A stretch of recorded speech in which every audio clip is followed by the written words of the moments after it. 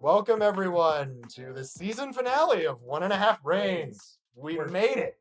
Yeah, where we discuss the good, the bad, and the funny of neurodiversion. For this season finale, we have a longtime friend and ally, parent advocate, Karen Peterson Babes, right? Yes, I got that. You got that right. Okay, yeah. we've got the names. Yeah. We're actually starting to sound professional. Yeah, yeah. Karen has for quite some time not only advocated for.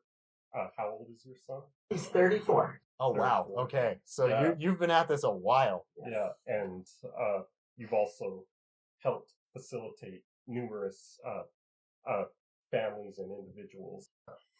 I have very fond memories of the Pathfinder workshops, and I really enjoyed actually working with the 12 individuals. So if that comes up at all in our conversation. Oh, dude, you know, it all starts with a vision, right? Yeah. And I think the key it's where to that going, it's where it provides a waypoint. Yeah. Mm-hmm. And of course I've brought with our organization I've uncovered the purpose, cause, and belief of the work that we do, which is to empower and enable individuals and their families to realize their dreams of an inclusive life. This is what drives us. This is what inspires us. This is what we do. Yeah. If I'm being and jumping off of that, Braden, this is where I think today's topic comes in, which is it's not just about advocacy. Yeah. Because it's about the social interactions and the relationships that us as neurodiverse people form. And I'd like to, to add to that, as human beings alone, friendships are, of course, one of the many cornerstones of many human experiences. And friendships, I think, take many forms. And as social animals, as human beings,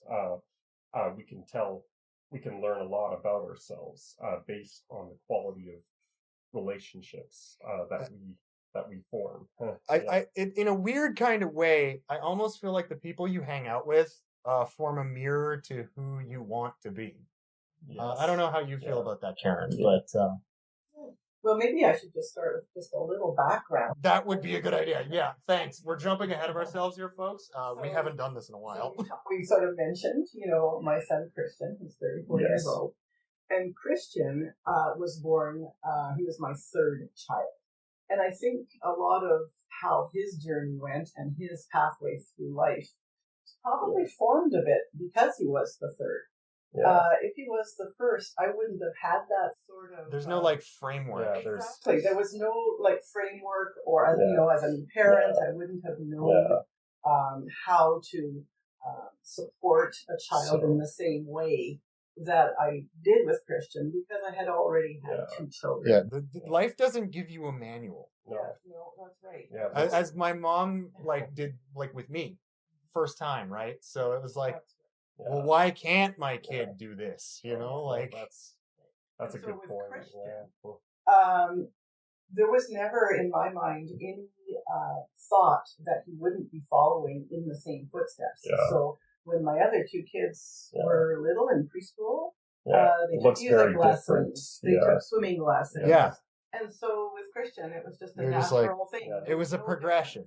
There's no difference. No difference. Nothing about us without us. We're all we want the same things as kids. And that's exactly right. Yeah. And Christian was on exactly the same path. So then when kindergarten came along, that was just a natural thing. Yeah. I just thought, well, Christian will be going to kindergarten just like the other kids. Yeah. And he will be going to grade 1. And we're talking 30 years ago. And at that point, shall we say, that the supports weren't really there, I would say. You were among that generation that was kind of the trailblazers for that. Yeah, and also, just as an aside, I also worked in the school jurisdiction, and I was in a role where I could actually pave the way for Christian. Amen so to that. I wanted him in typical classrooms, and he was able to go in typical classrooms. See, this is why we have you on the show, because you set the stage for the rest of us following behind. Well, it was at the time, definitely, because we were talking about, in the mid-1990s. Yeah, right. So inclusive education it was kind of... It was a new thing. It was a newish thing. It started first being talked about in the 80s, and then in the 90s it became sort of a thing. Yeah. So we were talking about, like, friendships. Yeah. And so looking back, I can say that Christian was able to form wonderful friendships because he was in typical classrooms. Yeah. You know what it kind of strikes me as, like, from the advocate's perspective? Yeah. It's less about, okay, can we form these friendships? It's more like when. Because sometimes it takes us longer. Sometimes, if you're like me, you just talk to everyone. But if you're not immersed in an environment what where kind of friendships can even form, if you're segregated. Exactly. If you're a little one in a classroom where children are having some difficulty communicating with each other, they're having, it's taking them longer to learn some social, how to form social relationships.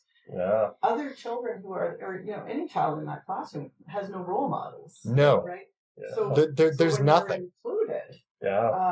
You naturally see how other children are playing. It's learned by doing. Exactly. And how they're communicating. And recognizing that it's a human need, like a human biological human need. And for people with diverse needs, there's a diverse set of supports that can help facilitate that. So you know what I really you know what I really think is it's not one size fits all. Yeah. So Karen, do you want to go into that whole like what Christian specifically needed? Yeah. Well, actually, to tell you the truth, when Christian was little, you don't need things that are that different from what other children need. If you're a 4-year-old or a 5-year-old in a kindergarten classroom, all 4-year-olds and 5-year-olds need a certain level of support. Like it might might look a little different, but other than that, it's all the same basic stuff. It's essentially, and the beauty also is that the other children, there is no stigma already inbred there, right? Like, little children are very accepting. Yeah. So when we look back on Christian's elementary school, he was able to move through the grades with the same group of kids who already knew those support camaraderie. Right. And as the children got a little bit older, they were able, in their own way, to provide some supports also. Amen to that. Amazing. Because when children become 8 years old or 9 years old, they become quite helpful, and they're very intuitive. And there's no cognitive bias there. They can step in also. So I think oftentimes, when you have like an educational assistant in the classroom, it can actually provide a barrier. It gets in the way. Because other children are much less likely to just draw in a child who needs to be brought in if there's another adult between the two. You know it's funny, and the thing is with kids, they don't have near as much cognitive bias. There's no this kid needs to be included because it's just he needs to be included. There's no reason. It's just like let's include this person. And when you're already there, you're not trying to take a person or a child and put into something. No. It's not a square peg. You know what it is? It's not a square peg, round hole scenario. It already fits because you've gone through the grades together. You know what needs to be done. And the natural progression, I guess, of forming these meaningful relationships. I guess the technical term would be normative pathways, I think, that you used in your workshops. And honestly, that's stuck with me, like, because I did it back when I was like 18. And now, as a 27-year-old, having matured in this world, it's like, well, holy crap, dude. Like, So both of you. Yeah, there's the support. Had to kind of find your way into being included, into what already exists. Yeah, like, and that took a lot more effort than you think. And I guess for me, of course, what ultimately happened was the supports that were considered necessary in making those relationships happen were replaced by the peer relationships. It's supportive at first, but it's one of them. It's supportive at first, but eventually you just get to the point where it's reflex. It becomes muscle memory or organic. And like, I can speak to my own experience in the school system in rural Ontario. I was not the typical student. And to be brutally honest, the staff didn't want anything to do with it.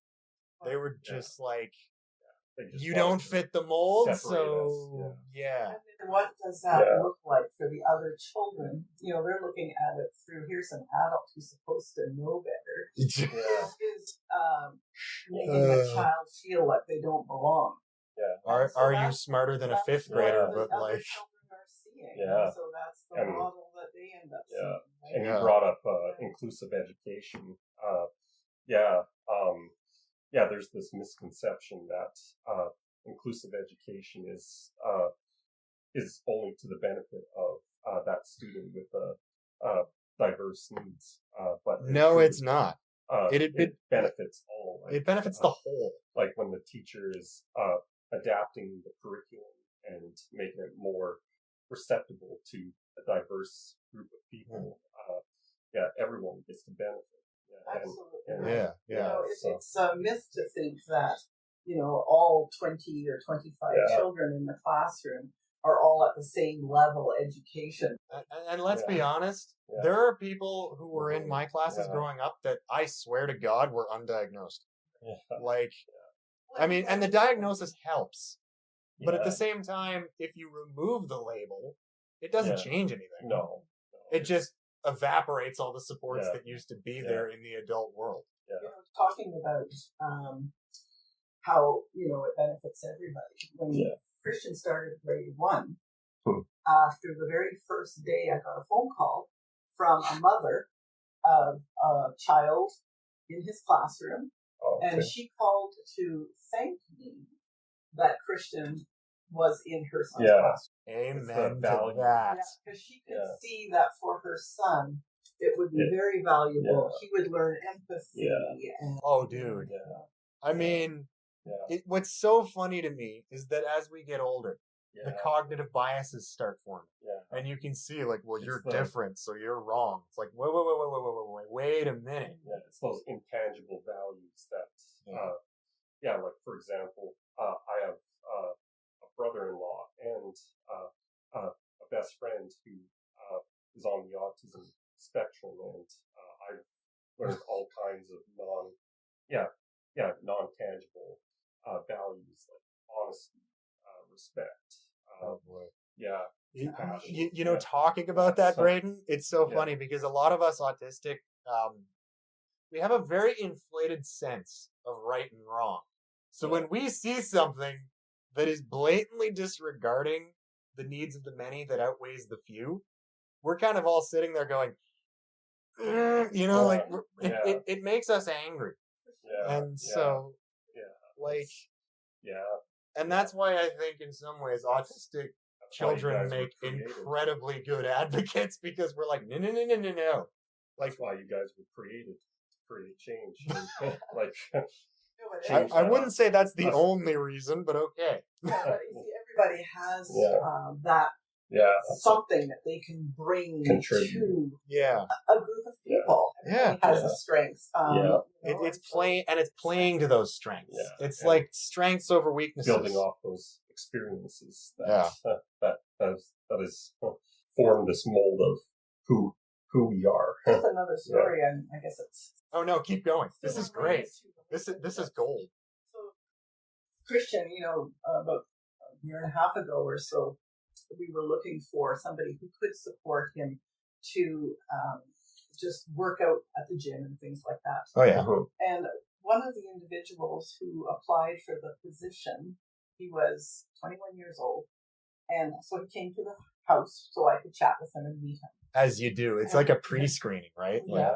And he told me that he was working at a grocery store in St. Albert where there were other individuals who had identified, special needs or disabilities. Gotcha. And he just loved that so much that when he saw the ad, he decided, like, sign me up, dude. Like, for him, it was enriching to know people with, all the diversity. We need more people like that in this world. I am telling you right now. We were very fortunate, and he joined Christian's, team of.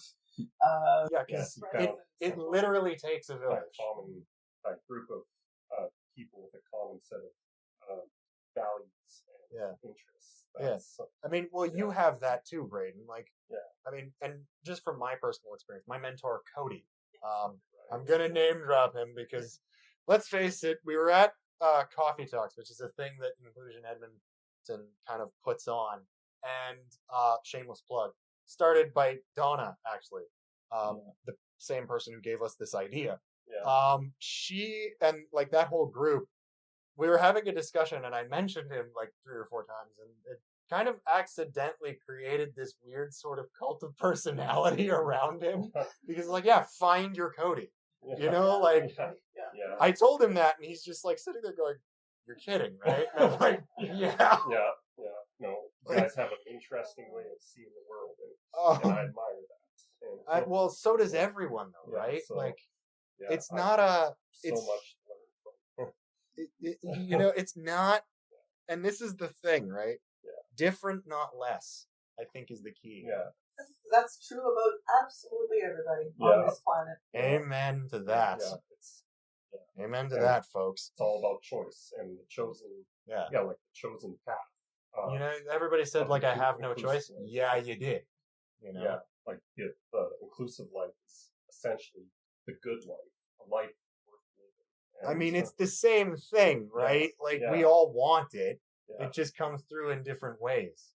Life just isn't as exciting if you surround yourself by people who are of like mind, of exactly the same interests. Oh man. I mean, it looks good on paper. It looks good on paper, but at the same, and here's another thing, right? Social media is the bane of my existence right now because everything looks perfect when I know it clearly isn't. No, it's almost an illusion. It's everything's so fake and forced, and to a neurodiverse individual, I don't know how you feel about this, Cameron, but it drives us nuts. There's no app for relationships, quality of relationships. And there's no user manual for that kind of crap. On whether or not you choose to live that inclusive life, that life of belonging and being a part of something. It's weird because some of us just have this ability or thing where we're not used to being included because we just aren't. And that's a dang shame. Completely. I mean, I'm not saying Inclusion Edmonton and everybody's perfect, but you know what? Hey, we're doing better than a lot of things, I'd say, in this world. You can't do what you do, you do what you can. That's. I mean, that's also the reason why we started this whole show. It's create some momentum. We want momentum, and we want to be heard. Mm-hmm. Yes. And I don't know if Christian would ever be comfortable on the mic, but just so you know, he's always welcome. Oh, thank you. Yeah, absolutely. Yeah, he's one of us. He's one of us. One of us. We're starting. We're not a cult, honestly. No. That's. That was probably the worst joke I could have made in that scenario, and you know what? I'm going with it. Yeah. You got any more talking points in the show notes there, Braden? Yeah, I guess on the topic of romantic relationships. Oh, that's the spicy one. That's the fun one. Okay, so you brought up. Sorry. That's a whole other can of worms. I would say that is a very challenging. Oh, it's area. You know, and I think for everything that we talk about, really, we probably should just remember that it's not easy for all people. Oh God, no. Like anything that we talk about also can be related to neurotypicals. You're included in this too, guys. Like all of this can happen if we support and accept each other. And when you think of it, you know, relationships come about. You know, romantic relationships come about. You are so when you are in places where you share similar interests, and you have similar strengths, and you're able similar to building a friendship, or you balance. So kind of look at it like that, just a little more, you know, involved. So that's where, you know, obviously, you know, that's where it would start. You have to actually be in the environment. So as a parent who wants to support, you know, a son who has intellectual disabilities, this has been something that I have, you know, struggled with all along. I would say we haven't been that successful because Christian, first of all, I should say that more than anything else, he would love to have a romantic relationship. I feel like that's like a universal thing. Absolutely. And he is exactly the same. If we were wanting to share a message to the world who might not actually know that, very much. But I feel like everyone wants that. It's that sense of belonging, you know? Because like individuals who have intellectual disability. I mean, intellectual or whatever, it doesn't matter. Like you could be in a wheelchair. Except the one thing I do find is that if your disability involves, let's say, communication challenges. It is much harder. Oh God, and completely. Also, in terms of sharing interests and being out in environments where your interests and skills can be shared, I have to say that following the normative pathway and for Christian being in environments where he's always with other individuals who don't have intellectual disabilities. Sometimes the interests just don't jive. They don't match. They don't match in the same way. I mean, I'm the same way because like I will get autistically nerdy on like certain stuff, and it's like it's like being nerdy, like but it's like supercharged. And like some people just don't like they get burnt out of me talking about certain subjects all day. And well, it's very challenging. Like if you take, you know, a community such as St. Albert where we live, Christian could potentially meet, you know, women in situations like if we're talking romantic relationships, it could be maybe at a community dance or something like that. But the only community dances in St. Albert are only for people with intellectual disabilities. Wow. And Christian doesn't frequent those groups. No, because he doesn't frequent those groups, so consequently he has less opportunity. Those women that he could potentially have a romantic relationship. Can I be honest with you? I feel like it's almost easier to have a relationship, and this is just from my own personal experience, with someone who understands it. Understands the challenge. Like my partner does have autism as much as myself, but because of that, there's a level of understanding there. Like, because I've been in relationships where it's like I am not being heard because they don't get it. And so you do, and your partner have this level of understanding, so that you can understand each other. I mean, it helps, but it doesn't have to be that way. You know. And Christian is limited because he's not in situations where, like, he is not in groups where he would meet people with Down syndrome. Let's say. And to tell you the truth, he actually doesn't want to say, "Oh, I want to meet somebody with Down syndrome." No. That's not what everyone starts out thinking, because it's not what you see in pop culture, and it's not what you see on TV. And believe me, TV is the worst influence for dating.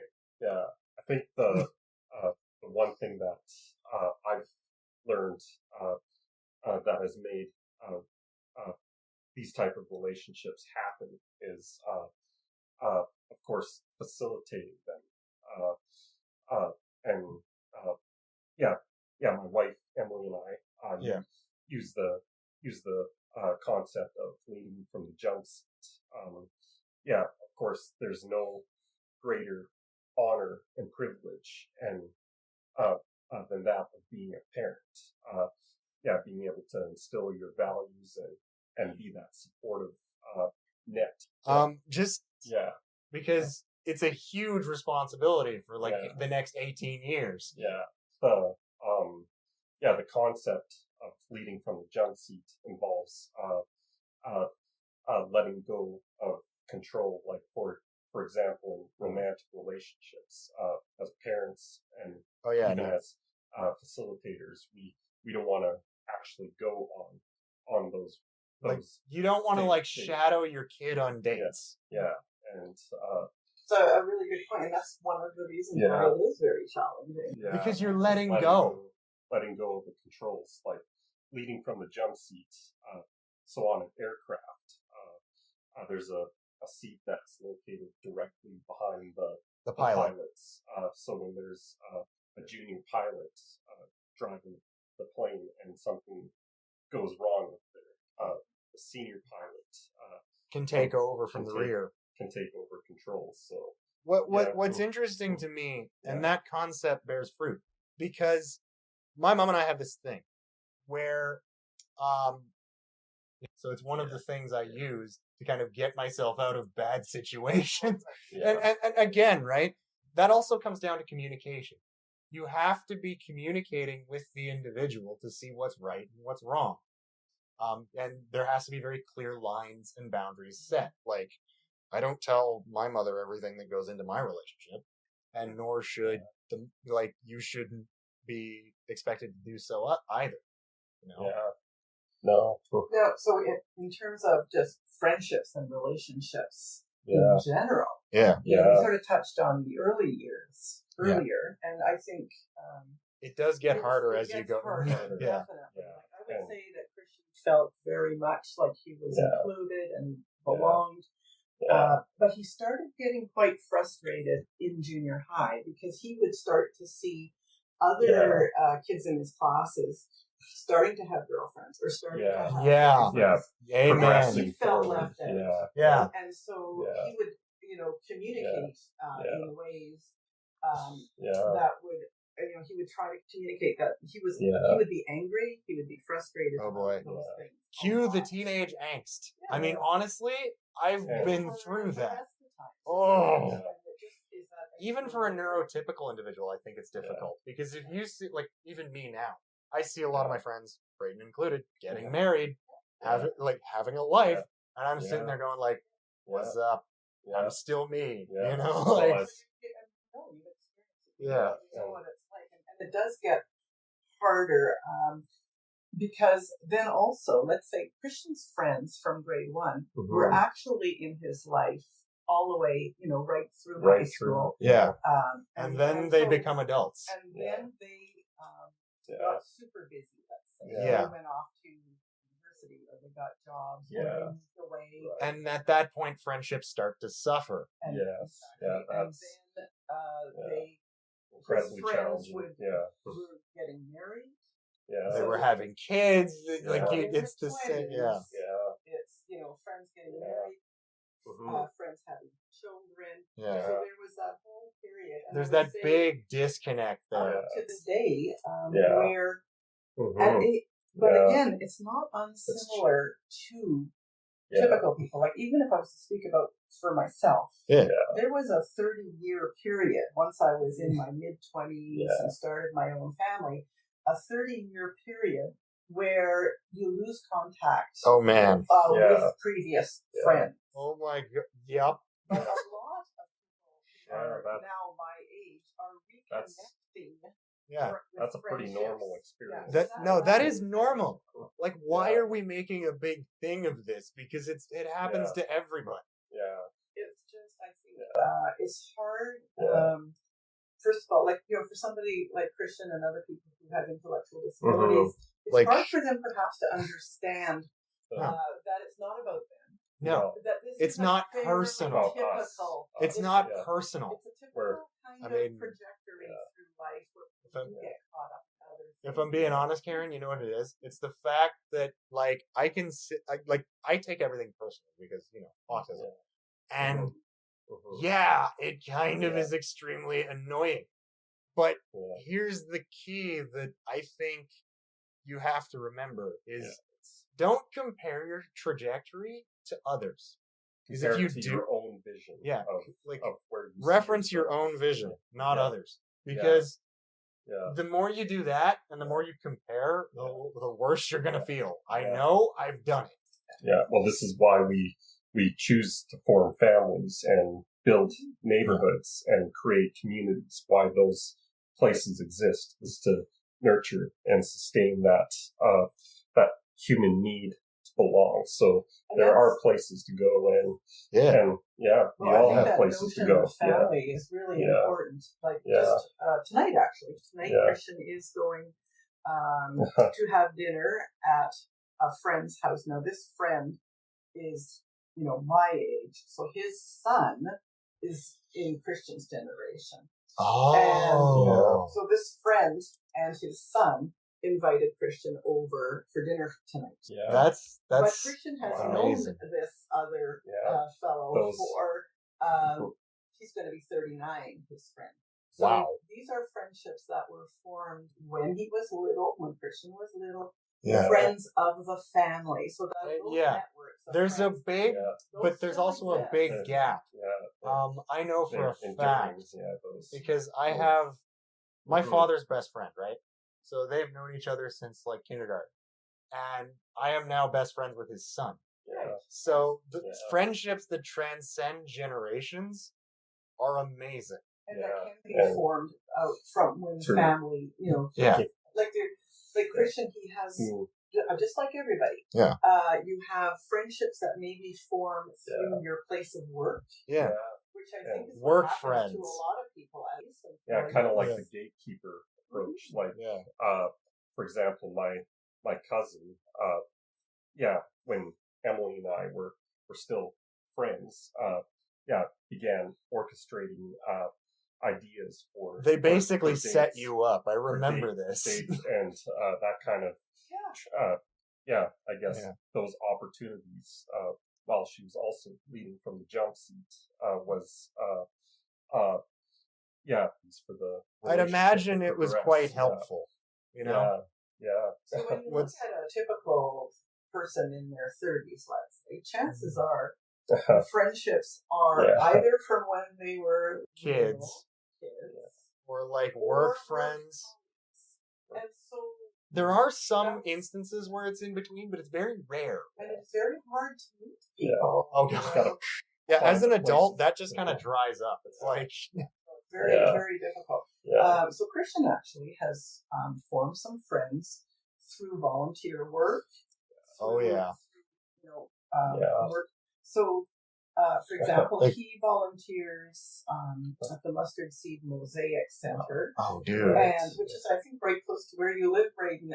It's near Londonderry Mall, where the Mustard Seed Mosaic Center is, and they make lunches for people in the community. See that? It's like, is it like a Meals on Wheels sort of scenario, or do they come in and get it? They actually do a variety of things. Okay. So Christian works with the chef to actually prepare meals for that particular day. And he likes culinary stuff, right? Like loves culinary stuff. Oh, that's amazing. So here's a situation where he has formed for 2 years. Friendship with the person who with the chef of the mustard seed. So they are friends, colleagues. Works friends. Yeah. Right. Like you don't tell them everything, but you tell them just enough to know. Right. Like. And he also volunteers at the Seed Donation Center, which is downtown. Yeah. And he has formed 3 or 4, really good friendships with people that work there. It's the places you go. Like, I can actually lead with an example from my own life. During my shifts at Matart, I have 2 CSRs that I usually work with on Thursdays. Yeah. I'm not going to name names because I don't know if they want to be on the show. But we call ourselves the Dream Team because there's like 3 of us basically running the show. Sometimes like we'll get what I like to call a special substitution or whatever. But we all just work so well together. She actually gave us tickets to a concert because she couldn't attend. So it was just a really cool, and that stuff develops organically. And if it does, and if it's healthy, healthy being the key word to all you parents out there, let it happen. Let it happen. Yeah. Like I do a lot of work in the philanthropy world, and what's that line from the Avengers? There, billionaire, genius, playboy, philanthropist. I believe that a story and a vision can inspire people, but by itself it can only exist as a figment of our imagination. But when we find a way to enable that vision to be a part of a community, it can exist in the form of organized movements, and you build a lot of relationships in that process. Yeah. One of the challenges, getting back to some of the things that are difficult is, for people with intellectual disabilities to find work, places where they can hire. I mean, in my personal experience, it's taken forever. I've had 2 or 3 jobs in the past 5 years. The one I've been at with the city of Edmonton, and by the way, shameless plug, they're one of the best employers you can get for people with different abilities. There's a sense of belonging there. And my bosses constantly check in on me and say, "Are you doing okay?" And I'm like, "Yep." And it's about creating choice, and this is the chosen path, like I said, the normative pathway. Yes. So when people with intellectual disabilities aren't being hired and don't then end up in the places where they do form relationships, it's just another barrier. It's another barrier. That's exactly. You know something, guys? I think we're gonna need a 2-parter on this one because we're already at 40 minutes. So this is great. We're gonna need to do multiple parts of this. So please come back on the show, Karen.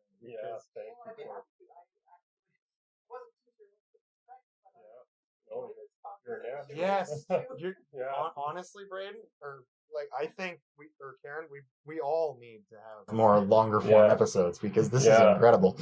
So I think at this point we might have to wrap it up before people get bored. Throughout this season, I think it's been a reoccurring theme that oh crap. You lost what you were gonna say. This is. You know what the reoccurring theme I think has been? It's actually take the time to listen to people. If someone's different, don't just chalk it up to they're different. No, there's something going on. We imagine a more equal and inclusive world. I think that's the big thing. It's passions. We want to be normal. And not just equal and inclusive, but it's a more interesting world. It's so much more fun. I mean, that's why I think, and I think this leads into the perfect outro. This is why we talk about the good, the bad, and the funny of neurodiversion. So thank you, everyone, for listening. And we will see you on the other side in season 2.